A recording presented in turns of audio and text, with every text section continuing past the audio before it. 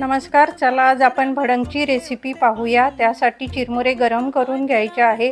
लसूण ठेचून घ्यायचा आहे. कढईमध्ये तेल गरम करून त्यामध्ये शेंगदाणे टाकून तळून घ्यायचे आहे. थोडे अगोदरच काढायचे म्हणजे ते गरम असल्यामुळे तळत राहतात. नंतर लसूण छान कुरकुरीत तळून घ्यायचा आहे. असा मस्त क्रिस्पी झाला पाहिजे आहे. कढीपत्तासुद्धा छान असा कुरकुरीत तळून घ्यायचा आहे. हे सर्व चिरमुऱ्यावर काढून घ्यायचं.